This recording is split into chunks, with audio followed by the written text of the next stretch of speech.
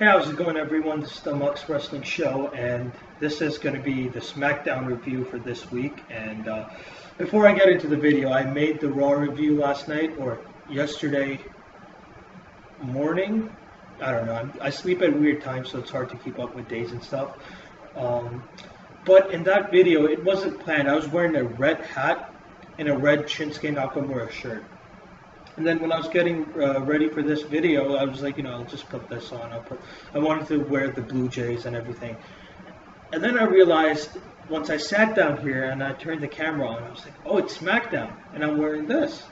So, I was like, that's kind of weird. It wasn't planned, but here it is. So, SmackDown opens with an AJ Styles promo or a segment, and as rumored, he was injured at TLC, but luckily it's not a serious injury. He just needs a week's break or something, so he's going to be back next week. That's pretty good to hear. So I'm glad AJ is okay. But basically what happens in this segment is Ellsworth comes out, interrupts AJ, and he's like, you're just making up excuses, you don't want to face me because you're going to lose. And AJ Styles is like, you really think I'm going to lose to you or whatever? And then out comes Dean Ambrose, man. Dean does not say a single word here. He just goes for goes for Ellsworth and a dirty deeds, and he leaves. He looked like a badass, and he looked pissed. So, a good opening segment, setting up the theme for tonight's show. Being all over the place, being a little aggressive, then being slow, just a weird kind of show, and it's okay, you can expect that from SmackDown coming after a pay-per-view. So it is what it is. I enjoyed the show. We go into the tag team match. It's a title rematch. Slater and Rhino had a rematch clause, and they wanted their tag team belts. They went up against the Wyatts, and this match was kind of slow in the beginning, but unlike at TLC, this time they got more offense in Slater and Rhino, and it was mainly Rhino who was attacking, and the match was slow, but what I liked was the chemistry that was present between Bray Wyatt and Randy Orton. I really liked, because they're not a tag team, man. They're not a tag team. They're just two guys put together, and they're making full use of it, and I'm glad that they're doing good. So they look good together. The finisher was weird, but I liked it. I really liked it. I was reading online. A lot of people were like, what the fuck is this? Some people were like, this is nice. I personally loved it. Basically, Bray Wyatt is going for like the Sister Abigail, and he tags Randy in, and when he throws, when he's trying to hit the Sister Abigail, he throws Heath Slater to the back, and then Randy hits him with the RKO. I liked it. I really liked it. Randy gets the pinfall, and after the match, they do the pose where Randy's doing the RKO pose, the classic Randy Orton pose. Bray Wyatt's doing the follow the buzzards pose, and then there's Luke Harper in the background with the tag titles, and according to what I've heard, they're going to do the Freebirds rule or the Freebird rule. That's good. That's really good, because I want to see Harper and Bray, and then Bray and Randy, because if it's just Bray and Randy, it's going to get boring. Plus, when you have tag team matches where it's Randy and Harper, you can again play off on the fact that they don't really like each other. So I like that idea. Good match, but a slow match. Next was supposed to be Carmella versus Natalya. So Carmella's in the ring, cutting a promo, and she's like, Nikki's, Natalya is jealous of Nikki. That's why she beat her up. Natalya believes Nikki's better than her.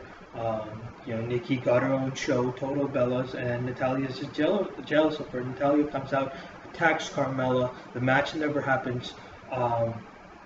So Carmella runs back, backstage from Natalya, and Natalya runs after her. They go backstage, and Natalya runs into Nikki, and they have this awkward face-off where they don't say anything. Natalya's trying to say, it wasn't me who attacked.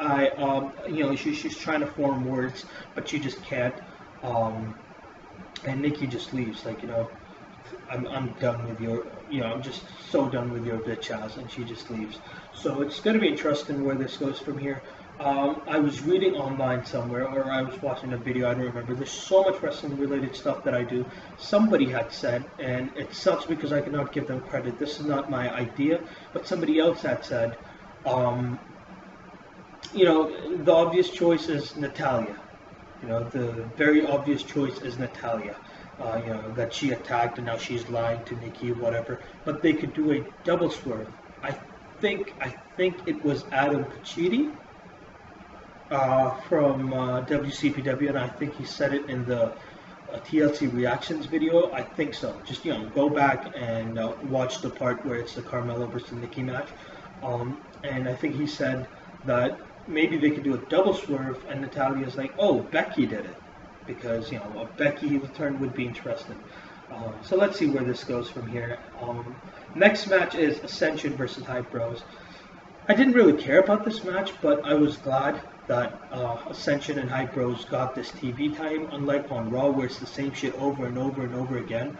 Here you give guys more times. Now the Hype Bros got the win, which kind of made me upset because I wanted the Ascension to win, and they looked good in this match, and it looked like they were going to win. They looked dominant again, just like the NXT days. An enjoyable match. Did not really care about it, but I enjoyed what I saw, and I really thought Ascension would get a push, but they got TV time, and that is what matters the most. Now the Hype Bros have a win. They get a win at next week's SmackDown. They will start to look solid, and then you can have American Alpha beat them, and that'll give American Alpha some momentum, and then they can go for the tag titles in the future. Just my opinion. So yeah, the Hype Bros beat the Ascension. Then we have Miz TV, and special guest is Ambrose, and Miz is like, you know what, Ambrose deserved everything he got from Ellsworth. He's the one who helped him out and whatever.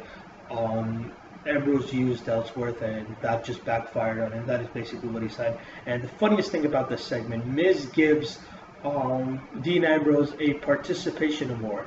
The funniest thing that I've ever seen. Not ever, I'd say the funniest thing in a long time. And it was well done. I mean, I love Miz. I hope they keep Miz TV like the way they have kept it. It's not every week, but it's every 2 to 3 weeks, and I love that about the Miz TV. It does not get boring. It does not get, like, oh, come on, when is the segment going to end?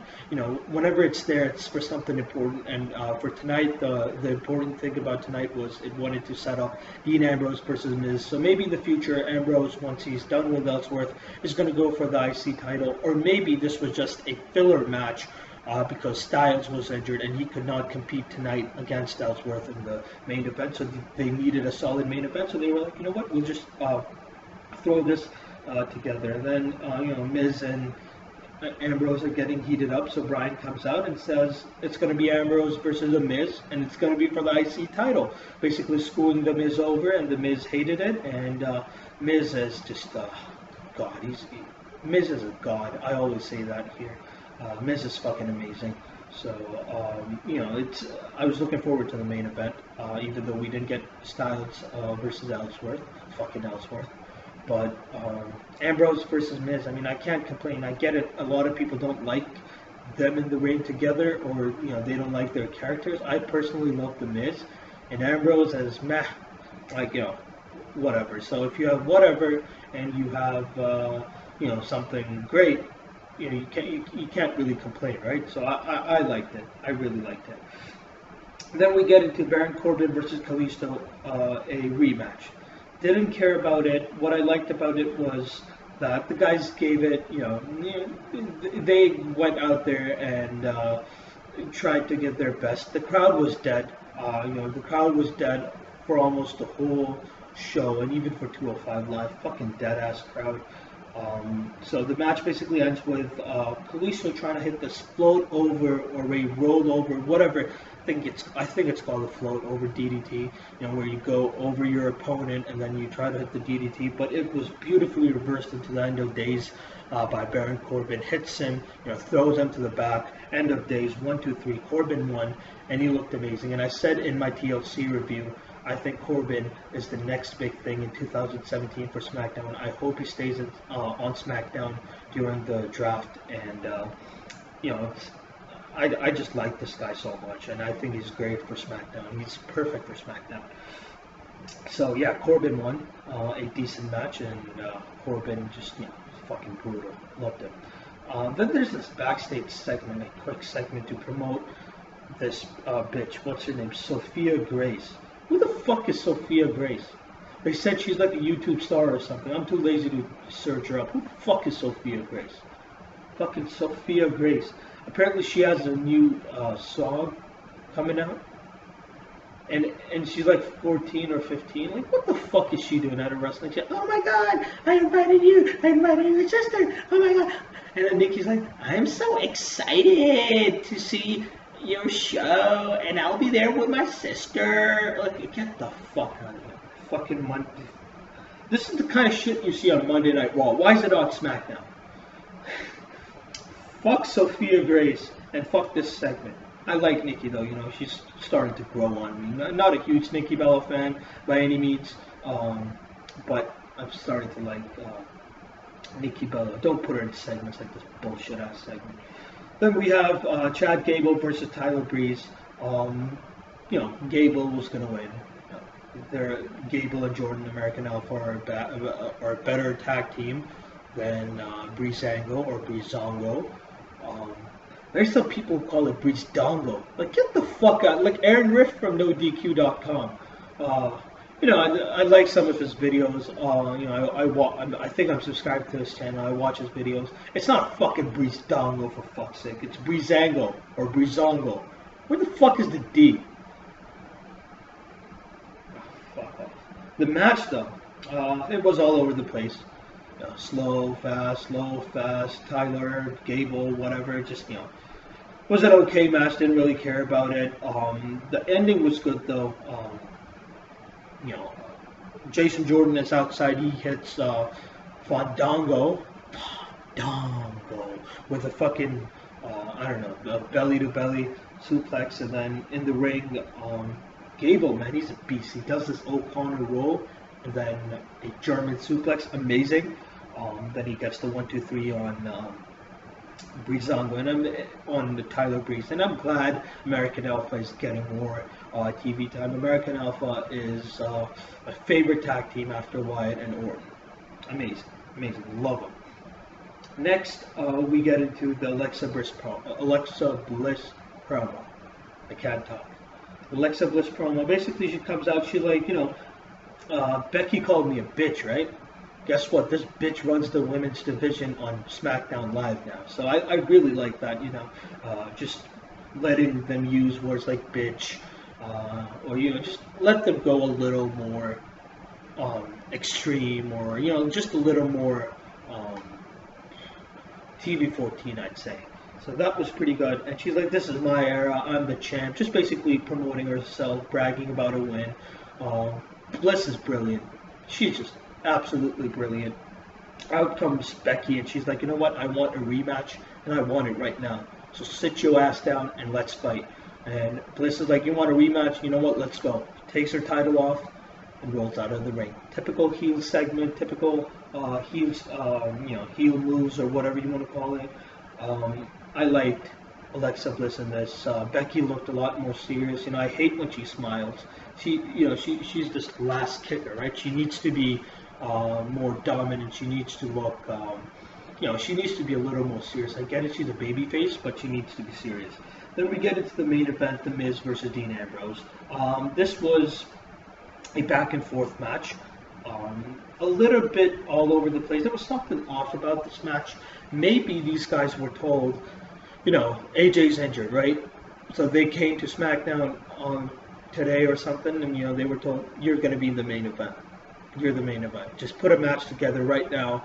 Last minute things, put it together. So it looked kind of all over the place, but it's still an enjoyable match. After all, it's Ambrose and Miz, and they're good performers. You call the Miz soft, Dean boring or dull. It is what it is. But in the ring, they're good. They're fun.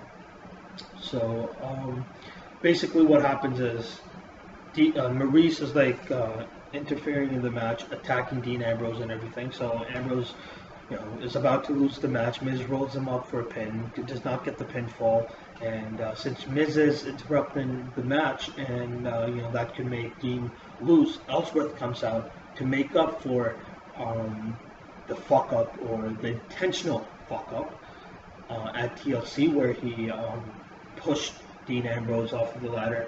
So he wanted Dean to win here. He came out telling the referee, Maurice is getting into the match. Why is she involved in this match? Whatever, get her out.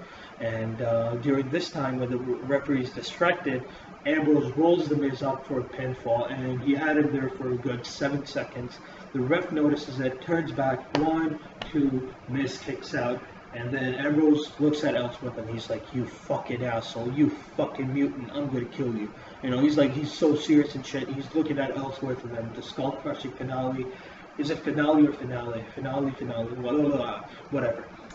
And Miz gets the pinfall, 1, 2, 3.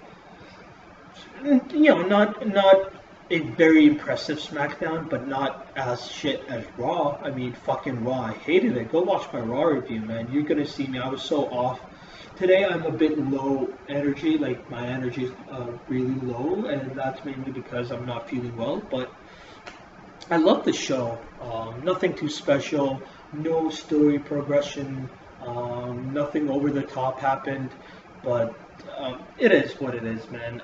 I can't really complain about it. So this is my SmackDown review. Now I'll be making a 205 review, and it's going to be a lot shorter than this. There wasn't a lot happening on this show, that's why the video is going to be shorter than 20 minutes, but it was an enjoyable SmackDown.